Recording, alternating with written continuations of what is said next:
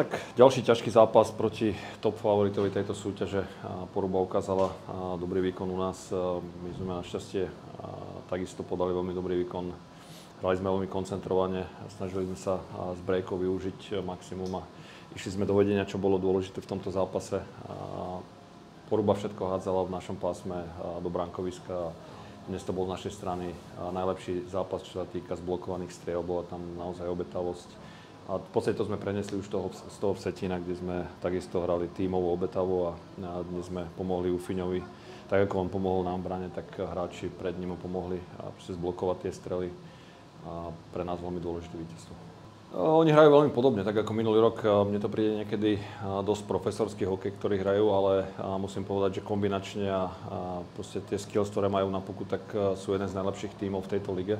Aj dnes to ukázali, pretože veľmi často držali puk na hokejke, veľmi dobre kombinovali a proste boli nebezpeční. Tou streľbou od modrej čiary majú veľkých chalanov, ktorí sú ochotní ísť pred bránou, čiže ja si myslím, že tam nie je nejaký rozdiel proti minulému roku, hrajú veľmi podobne.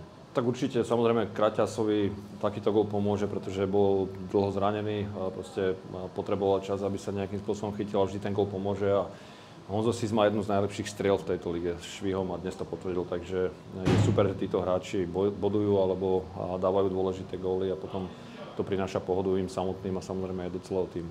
Tak je to súvis aj s našou juniorkou, oni mali víkend dôležité zápasy a tým pádom sme chceli ich použiť tam a máme spoluprácu s Valamezom a Lukáš Adamek sa ukazuje, bol vyskautovaný Honzom Sredinkom, proste ukázal sa, že by mohol nám pomôcť, tak sme ho zobrali a naozaj dnes potvrdil, že mohol by tu u nás kľudne aj hrať ďalej. Uvidíme, ako to bude v ďalších dňoch.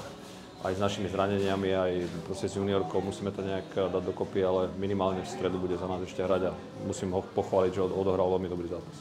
Jese bude tak ešte minimálne týždeň out. Uvidíme, je to deň za dňom, samozrejme nie je to nič úplne vážne, ale musíme čakať.